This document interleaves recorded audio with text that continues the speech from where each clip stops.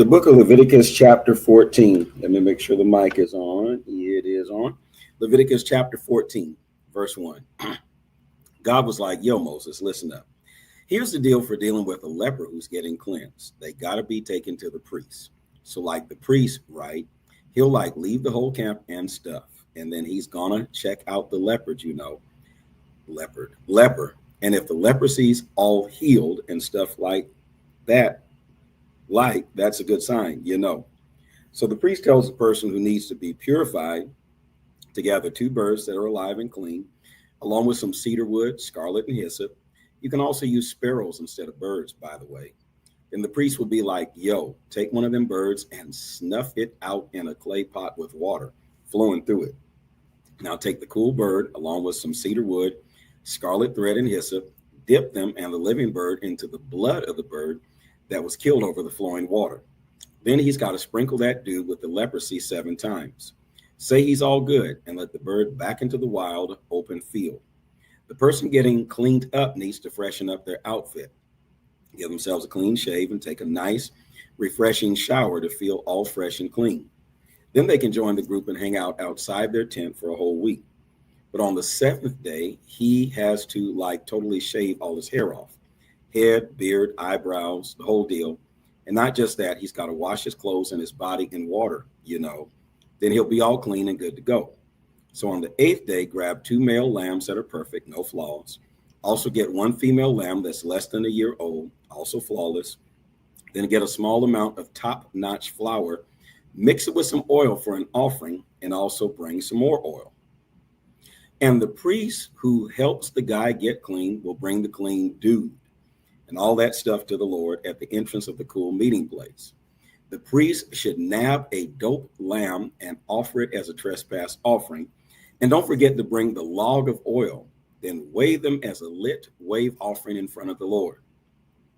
And he's got to kill the lamb in the same spot where he's doing the sin offering and the burnt offering in the holy place. Because just like the sin offering is for the priest, the trespass offering is super holy too. So the priest will take some of the blood from the offering for wrongdoing and put it on the tip of the right ear, the thumb of the right hand, and the big toe of the right foot of the person being purified. Then the priest will grab some of the oil and pour it into the palm of his own left hand. Then the priest will take some of the oil from his left hand and dip his right finger into it. He will sprinkle the oil 7 times in front of the Lord using his finger. The priest gotta take the leftover oil he's got and put a little bit on the right ear, right thumb, and the right big toe of the person who needs to be cleansed, right on top of the blood from the trespass offering. And the little bit of oil that's left in the priest's hands, he needs to pour it on the head of the person who needs to be cleansed. Then the priest will do his thing to make things right for that person in front of the Lord. And the priest will flex with the sin offering to make things right for the person who needs cleaning up from their impurity. And then they'll straight up slay the burnt offering. So the priest will totally put the burnt offering and the meat offering on the altar, And then the priest will do this thing to make everything cool and make up for any bad vibes. Then the person will be all purified and good to go. If he's broke and can't afford it, he can bring 1 lamb as a peace offering, wave it around to make up for his mistake. He should also bring 1/10 of a deal of fancy flour mixed with oil as a food offering and a log of oil. And get 2 turtle doves or 2 young pigeons, whatever he can find. One of them is gonna be for making up for sin or whatever. And the other is gonna be completely burned up as an offering. And on the 8th day, he gotta bring them to the priest, right at the door of the chill tabernacle in front of the Lord to get their cleansing on. Then the priest gotta grab the lamb for the forgiveness offering and the vial of oil and totally wave them as an offering to the Lord, And the dude will slay the lamb for the apology, and the priest will take some of the lamb's blood and dab it on the top of the right ear of the person being cleansed, and on the thumb of their right hand, and on the big toe of their right foot. Then the priest gotta pour some oil into the palm of his own left hand, no cap. Then the priest will dab some of the oil from his left hand with his right finger 7 times in front of the Lord. And the priest will dab some of the oil he's got in his hand on the top part of the right ear of the person who needs to be purified.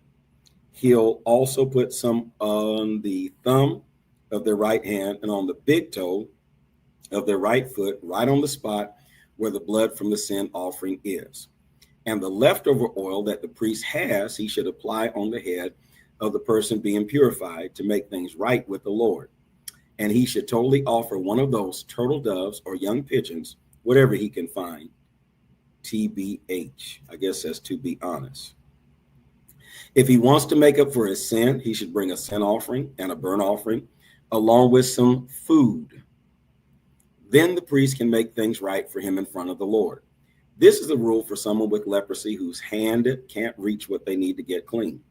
The Lord was like talking to Moses and Aaron, and this is what he said. Once you guys enter Canaan, the place I'm hooking you up with as your new digs, and I drop a nasty leprosy situation in one of your homes in your hood, and the person who owns the house will go and inform the priest like, it kind of looks like there's some crazy stuff going on in this house, like a major problem or something. Then the priest is gonna be like, everyone needs to dip from the crib before I step in and check out the situation. We don't want anything in the house getting contaminated.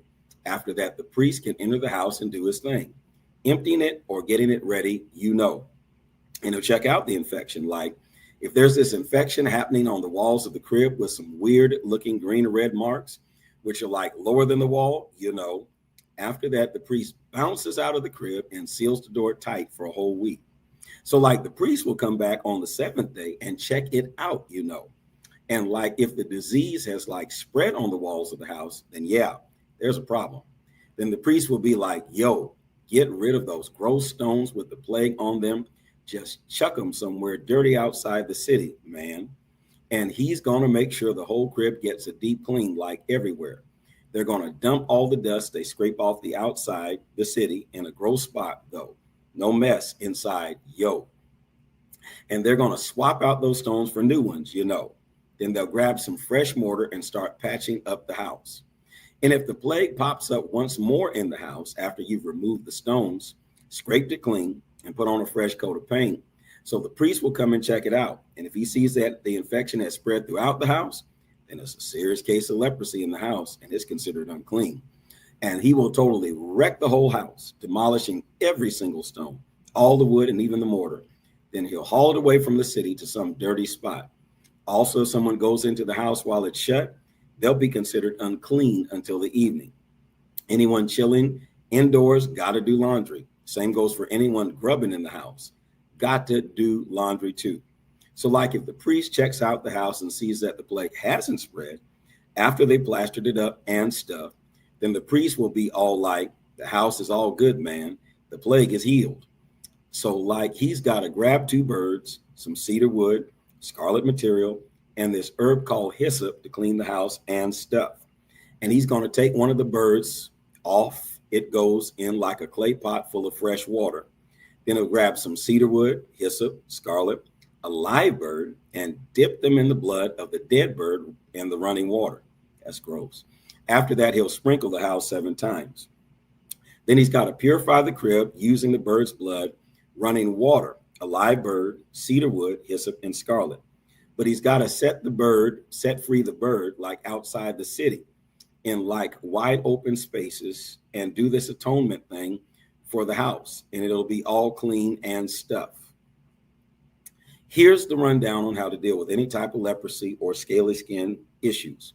For when a piece of clothing or a house is infected with a bad vibe, and for a bump or rash or any weird skin thing.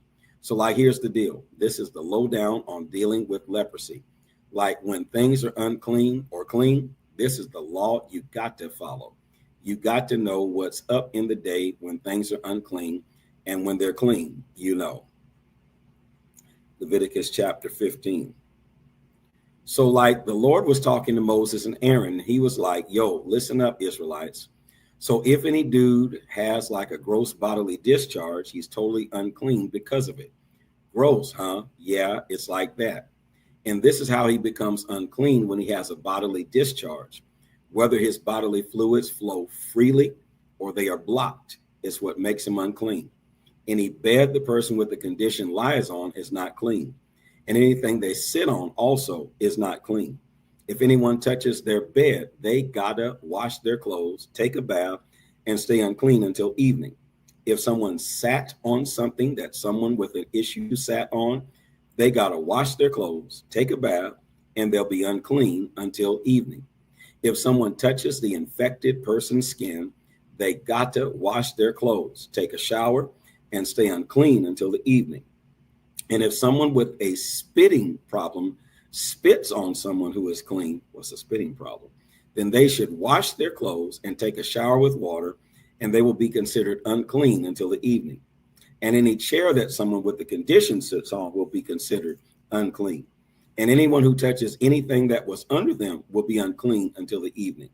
If someone carries any of those things, they should wash their clothes, take a shower, and they'll be unclean until the evening.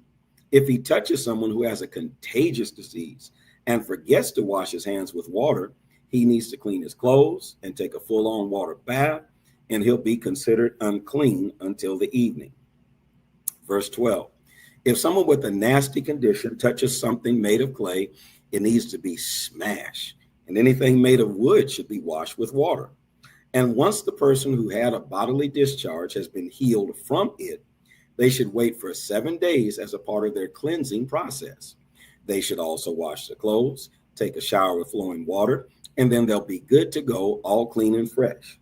And on the 8th day, he should bring 2 turtle doves or 2 young pigeons and go before the Lord at the entrance of the tabernacle and give them to the priest. Then the priest is gonna offer them, one for like a sin thingy and the other for like a burnt offering, And the priest is gonna make everything cool with the Lord for him and his issue and like his issues and stuff. If the guy's stuff comes out, he needs to wash his whole body with water and stay dirty until evening. Any clothes or fabrics with bodily fluids on them needs to be washed with water and will remain unclean until the evening time. When a dude hooks up with a lady and they do the dirty, oh Lord, they got to take a quick shower and stay unclean until evening. If the girl is having a menstrual flow and there's blood coming out of her body, she should stay away from others for 7 days. Anyone who touches her will be considered impure until, where am I at now? Impure until the evening. Anything she sits on or lies on while she's in her separate time will be considered unclean, including the things she uses. If anyone touches her bed, they got to wash their clothes, take a shower, and they're going to be unclean until the evening. If anyone touches anything she sat on, they should wash their clothes, take a shower, and they'll be considered unclean until the evening. Verse 23. And if it happens to be on her bed or on anything she sits on when she touches it, he will be considered unclean until the evening. And if anyone hooks up with her and she's on her period, he'll be considered unclean for a week, and the bed they got busy on will be unclean. And if the girl has a situation where she's bleeding for many days outside the time of her separation, or if it goes on longer than her separation period, then all the days of her being unclean due to the bleeding will just be like her separation days. Any bed she uses during her time of menstruation will be considered her special designated period bed, and anything she sits on will be unclean, just like her menstruation. And whoever touches those things will be like totally unclean and must wash their clothes and take a refreshing bath using water, and they'll remain unclean until the evening. But if she is healed from her condition, then she should wait for 7 days, and after that, she'll be considered clean. On day 8, she's supposed to bring 2 turtle doves or 2 young pigeons to the priest right at the entrance of the tabernacle where everyone gathers. The priest got to bring one animal for a sin offering and another for a burnt offering. Then the priest got to make things right with the Lord for the lady's uncleanness. So basically, make sure the Israelites keep themselves clean to avoid meeting a grim fate of dying in their impurity.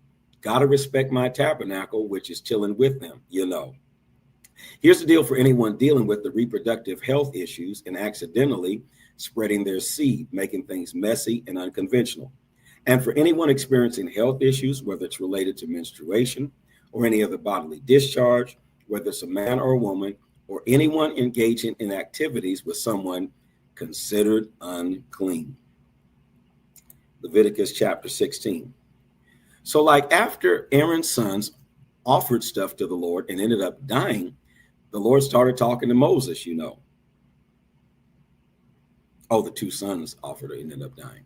God was like, yo, Moses, tell your bro Aaron, he can't just stroll into the super sacred spot behind the curtain in front of the mercy seat whenever he feels like it. If he does, he's going to end up dead because I'm going to show up in the cloud right above the mercy seat. So Aaron should enter the sacred spot with a rad young bull for a sin offering and a dope ram for a burnt offering. He's got to put on that fresh holy linen coat and rock those linen breeches on his bod.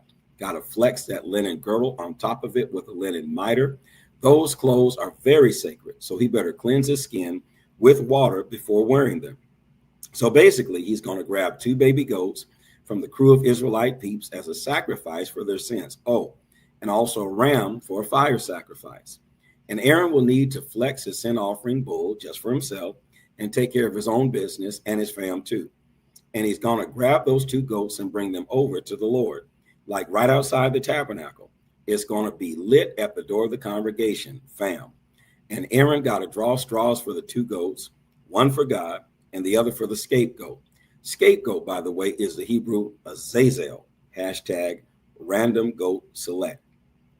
And Aaron's going to bring the goat that got picked by the Lord and offer it as a sin offering, the one that got chosen and all. But like the goat that got picked as the scapegoat, it's got to be brought in front of the Lord, all alive and stuff, to make things right, And then it's got to be set free into the wilderness as the official scapegoat. So Aaron is going to bring this bullock, which is basically a big old cow, for the sin offering. He's got to do this for himself first, make things right, Not just for himself, though, but also for his family. Then he's got to take that cow and kill it, because that's the whole point of the sin offering for himself. And he will grab a censer full of fiery coals from the altar in front of the Lord, and his hands full of crushed sweet incense, and carry it inside the curtain. And like he's going to light up the incense in front of the Lord so that the smoke hides the mercy seat, the one on top of the testimony, just to make sure he doesn't accidentally bite the dust or anything. Then he'll take some of the bull's blood and sprinkle it with his finger on the mercy seat toward the east. He'll sprinkle the blood on the mercy seat 7 times with his finger. So he'll sacrifice the goat for the sin offering, specifically for the people, and take its blood inside the curtain. He'll treat the goat's blood just like he did the bull's blood, sprinkle it on the mercy seat in front of the mercy seat. And he's going to fix the holy place, because the guys from Israel have been super dirty and doing all sorts of bad stuff. So he's going to do the same for the tabernacle where everyone gathers, because it's still chilling with them, even though they're all dirty. No one should be up in the tabernacle of the congregation when he's about to go in and do his thing to make things right in the holy spot. He's got to come out first and make things right for himself, his fam, and the whole congregation of Israel. Then he's going to head over to the altar in front of the Lord and make things right there. He'll grab some blood from the bull and the goat and spread it on the corners of the altar. It's all about making things right and cleansing. You dig? Then he's going to sprinkle the blood on it 7 times with his finger, making it all clean and sacred, getting rid of all the icky stuff that made it impure from the Israelite squad. And once he's finished making everything in the holy place and the gathering spot and the altar all good again, he's going to bring in the live goat. So Aaron will put both his hands on the head of the goat that's still alive, and he'll admit all the wrongdoings and sins of the people of Israel. Then he'll place all that guilt on the goat's head and have a capable guy lead the goat away into the wild lands. And just so you know, that capable guy is like the right person at the right time. And the goat totally gonna carry all their bad stuff, to this deserted place and then just set it free. Wild, right? So Aaron's gonna step into the tabernacle hangout spot and take off his fancy linen clothes that he wore when he went to the super sacred place and leave them there. Then he gotta clean himself up with water in this holy spot, put on his fresh clothes, step outside, and make his burnt offering for himself and the rest of the people to make things right. And he's got to like totally roast the fatty part of the sin offering on the altar. No cap. The person who releases the goat as the scapegoat needs to wash their clothes, cleanse their body with water, and then return to the camp.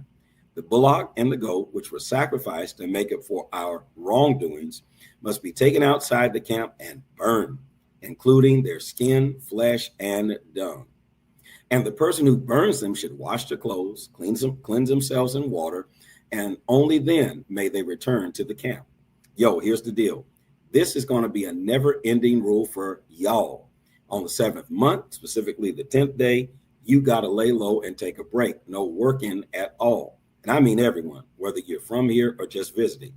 Because like, dude, on that day, the priest will totally hook you up with an atonement that will cleanse you so you can be like super clean from all your sins in front of the Lord.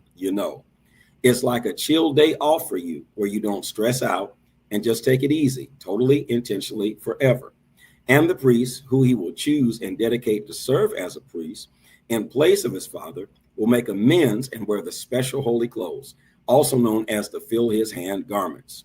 And he's got to do this whole atonement thing for the holy sanctuary, the tabernacle where everyone gathers, the altar, the priest, and like every single person in the whole congregation. So this is going to be a rule forever for you, like a tradition to make up for all the wrong stuff the Israelites do once a year. And yeah, the dude totally followed what the Lord told Moses to do. Leviticus 17. So God like totally talked to Moses, right? He was all like, yo, Moses, listen up. Yo, Aaron, his sons, and all y'all Israelites, listen up. God's got a message for you, so pay attention. If any dude from the house of Israel decides to slaughter an ox or lamb or goat in the camp or outside the camp, if you don't take the offering to the entrance of the place where we all gather to worship the Lord, your actions will be seen as shedding blood. Basically, you'll be kicked out of the community. So that the Israelites can bring their sacrifices, which they do in the open field, and bring them to the Lord at the entrance of the sacred tent where the meetings take place to the priest, and offer them as peace offerings to the Lord. The priest gonna spray that blood on the Lord's altar, right by the door of the tabernacle where everyone gathers, then burn that fat to make the Lord happy. And they won't worship those fake idols anymore because they've been messing around with them. This rule will always apply to them forever and ever. So like when you gotta talk to them, just be like, if there's any dude from the fam of Israel or any outsiders chilling with you and they want to bring some fire offerings or sacrifices, if someone doesn't take their offering to the door of the hangout spot where God is chilling, they gonna be totally banned from their crew. And if any dude from the gang of Israel or even a stranger staying in the hood chows down on any kind of blood, I'll straight up bring the heat on that person and kick them out of the squad. Yo, listen up. Life itself depends on blood, like it's the real deal. And I've totally given it to you to do some soul cleansing on the altar. Yeah, blood is what really does the trick when it comes to making things right with your soul. So listen up, peeps of Israel. I'm telling you straight up, none of y'all should be chowing down on that blood. And for all the visitors in your hood, same rules apply. No blood on their plates either. If any dude from the fam of Israel or even any random peeps chilling with us goes out and hunts down some tasty animals or birds, he's got to pour out the blood and give it a dust covering, like keep it clean and respectful. So like the life of all living things is in their blood.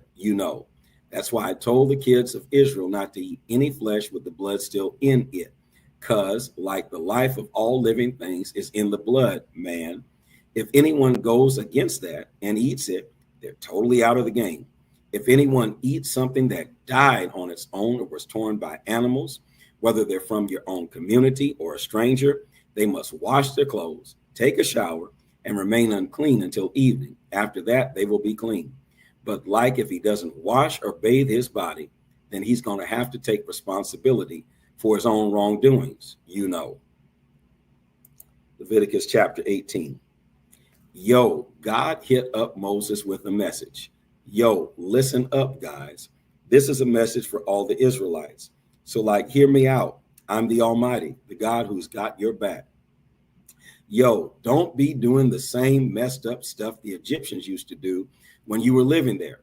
And when I bring you to the land of Canaan, don't start copying their messed up ways either.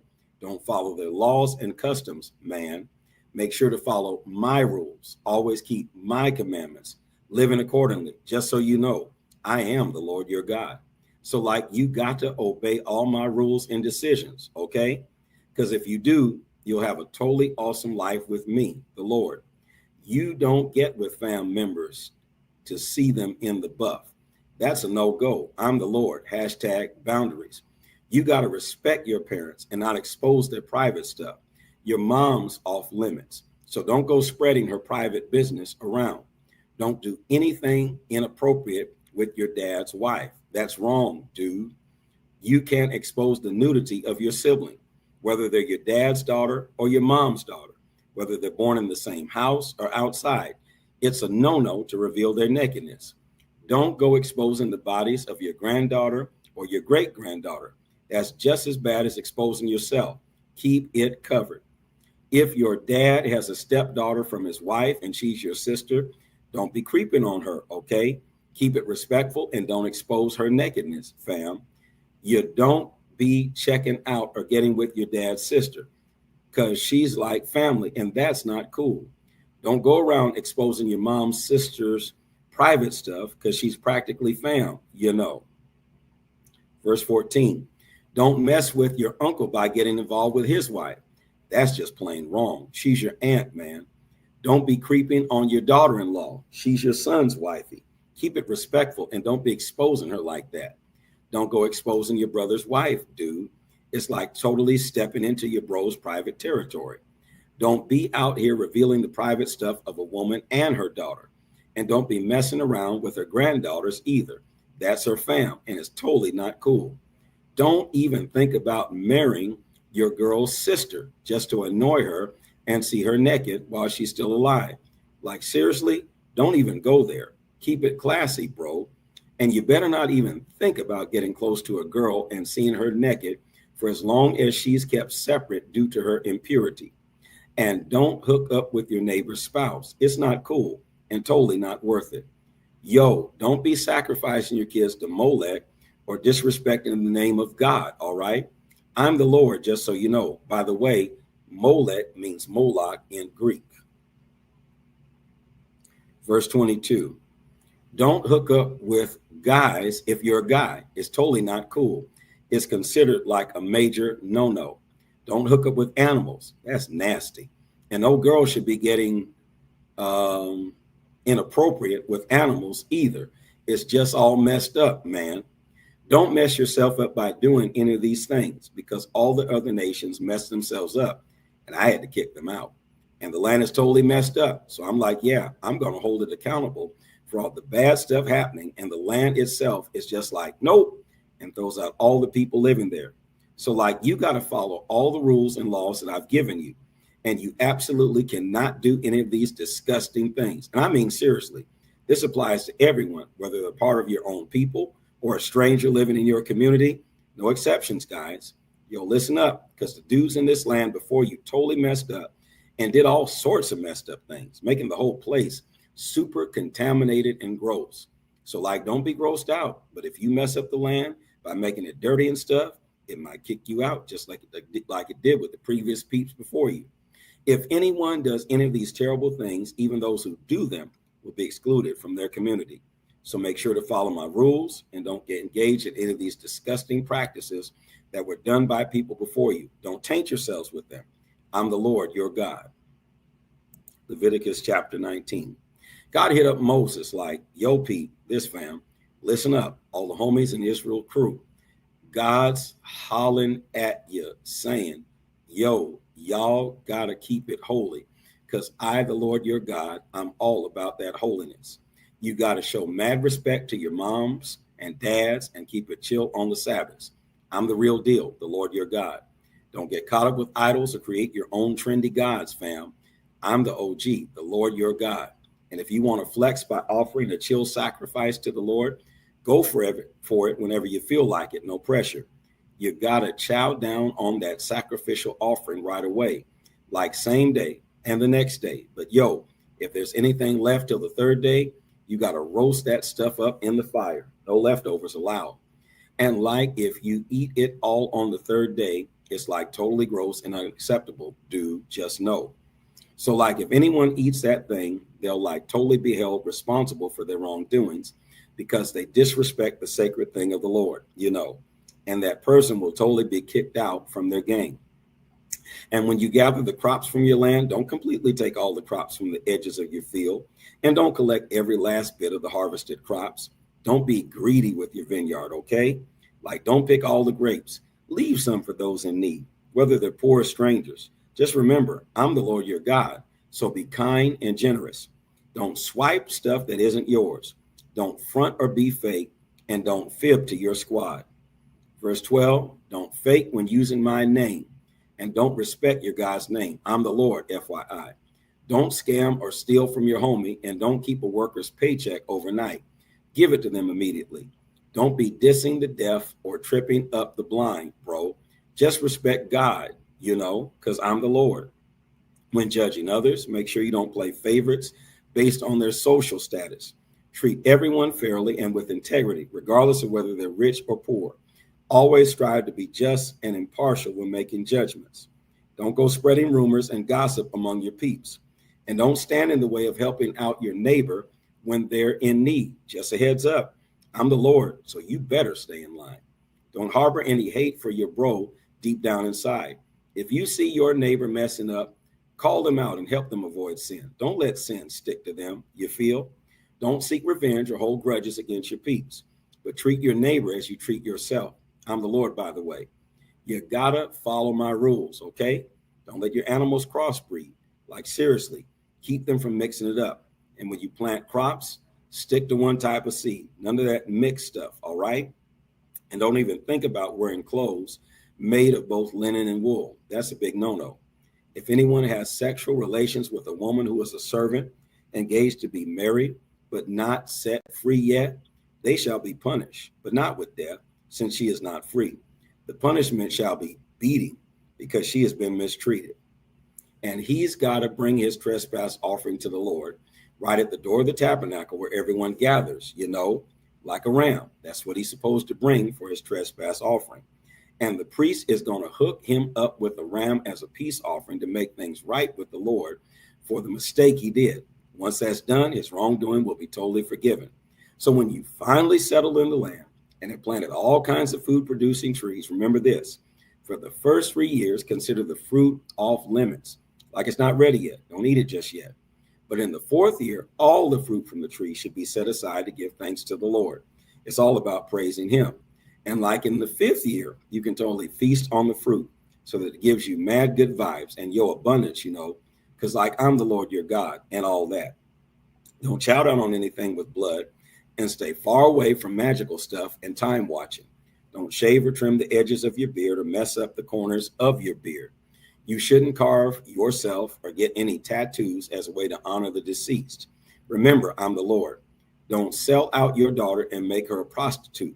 If you do, the whole land will become full of immorality and wickedness.